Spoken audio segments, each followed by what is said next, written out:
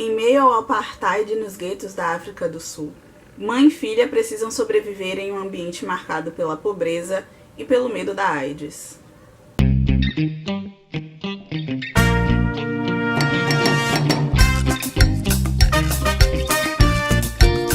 Fala galera, eu sou Lorena, seja bem-vinda, bem-vindo a mais um vídeo do Passos Entre Linhas e hoje eu vim apresentar para vocês o livro Sem Gentileza da Fut. Desculpa, eu não sei pronunciar o sobrenome da autora, então eu falarei apenas Fut. Então, a Fut tem sua literatura dedicada à preservação da memória de mulheres cujas trajetórias foram historicamente ignoradas. E é justamente isso que a gente tem aqui nesse livro, que de antemão eu já deixo a indicação, antes mesmo de apresentar sobre o que ele fala, de que vocês leiam, porque é um livro muito necessário e muito importante para a gente refletir sobre N coisas. Para as crianças que vivem às margens da sociedade e que passam por dilemas colossais, as suas vozes são importantes. Bem, no início da leitura eu lembrei muito do livro Quarto de Despejo, da Carolina Maria de Jesus, que eu já apresentei aqui no canal. Se você tiver interesse em assistir, eu vou deixar o link na descrição e nos cards para que você vá lá depois de assistir esse vídeo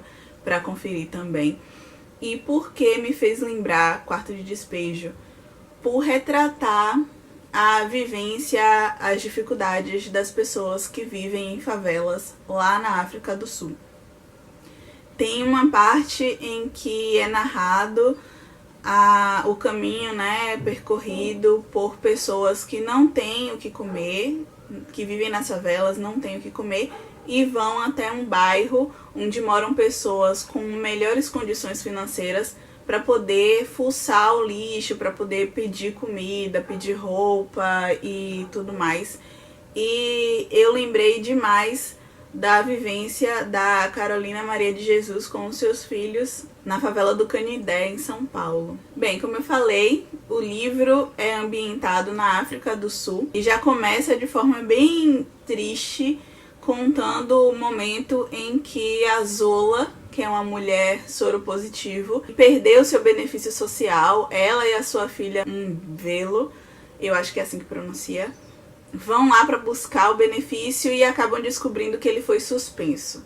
A partir daí, a vida delas, que já estava muito difícil, vai ficando cada vez mais precária.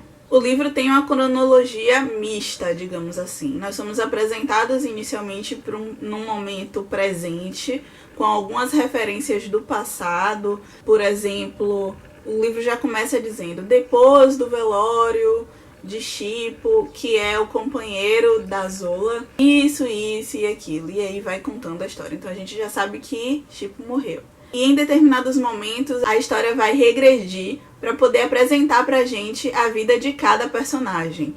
A Zola, a Mvelo, a Nonseba, que são as três referências femininas mais fortes no livro. E eu aprendi muito com essa leitura, por isso que eu disse, é um livro muito necessário. Eu aprendi demais com Sem Gentileza. Aqui a gente aprende sobre crenças, sobre misticismo, sobre a importância da preservação da cultura dos povos da África, existentes na África do Sul, principalmente através dos dialetos, uma coisa que eu achei hiper interessante. E eu achei muito legal também saber que a trajetória de uma família pode ser traçada através do seu sobrenome. Então, se um personagem fala o sobrenome dele aqui, o outro personagem vai descobrir a que povo ele pertence, de onde ele veio, e eu achei isso demais. Bem, e falando um pouco mais sobre a história contada em Sem Gentileza, quando há a regressão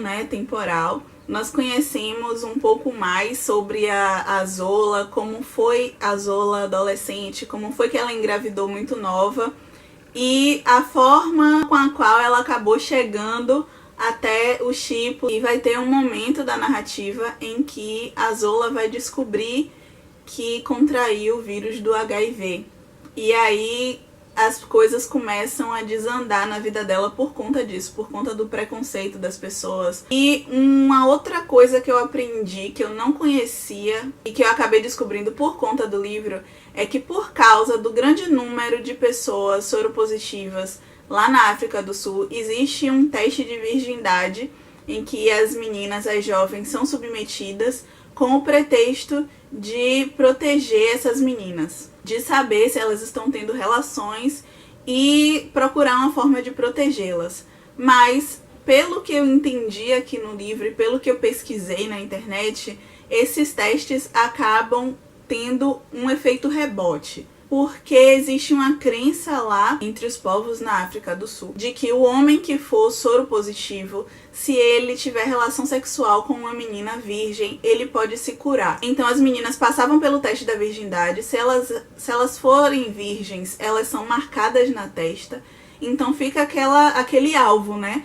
Sou virgem, e os homens que acreditam nessa história acabam estuprando essas meninas, então elas ficam muito mais suscetíveis à contaminação, ao estupro, do que sem o teste. Então, a personagem Mvelo, que tem 14 anos, fazia o teste periodicamente para poder consolar sua mãe, e a personagem vai relatando quanto ela se sente humilhada com aquele processo. Ela se sente invadida com esse procedimento, ela se sente mal por ver as meninas que não eram mais virgens serem humilhadas, e o livro é todo muito forte. Eu senti bastante cada relato que a gente vai tendo no decorrer da história.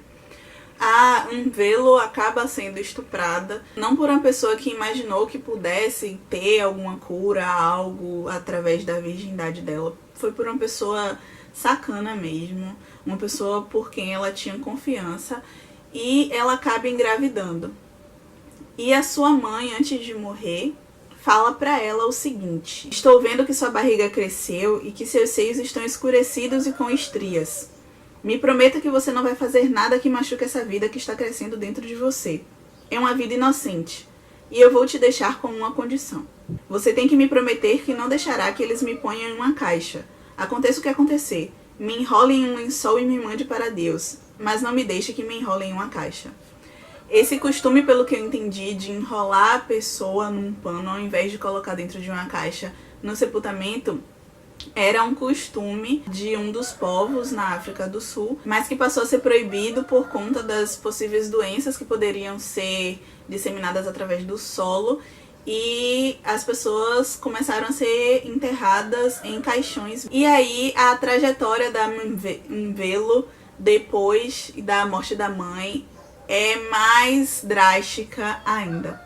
Ela recebe a ajuda do Cleman, que é um rapaz que mora também lá na favela, e que, por sinal, o título do livro é Sem Gentileza, por conta de um poema que ele lê no velório da Zola, de Dylan Thomas. Então, como eu falei, a trajetória da Mvelo, depois aí dessa gestação indesejada, do que ela vai fazer por essa filha, é forte pra caramba. A gente tem também, como eu falei, a personagem muito forte, a Nuceba, e a história de como a vida delas duas vai se entrelaçar, delas três agora, né, com a filha da Mvelo. Gente, é muito, muito emocionante. E eu terminei o livro, eu fechei o livro e eu chorei muito, porque é impossível não se emocionar com essa história. Com essas histórias, né? Sem Gentileza não é uma narrativa sobre uma história só. São várias histórias ali entrelaçadas. E uma coisa muito legal também que aconteceu foi que eu fui no Instagram, e mesmo com meu inglês meio fuleirinho, eu mandei uma mensagem pra autora, parabenizando ela, dizendo que eu gostei muito, que eu fiquei emocionada e que o livro foi muito importante pra mim. E ela, super gente boa, respondeu e agradeceu. Disse que é muito bom pra ela receber esse retorno e tudo mais. E eu achei demais essa acessibilidade da autora, né, de responder a gente. E é isso, a indicação de hoje é Sem Gentileza. Eu espero que vocês tenham gostado do vídeo. Se você não é inscrita ou inscrito no canal, se inscreve, curte o vídeo, compartilha. Eu vou deixar a rede social da autora aqui na descrição para que, se vocês quiserem acompanhar os trabalhos dela, vocês possam ir lá visitar. E é isso, até a próxima. Tchau, tchau.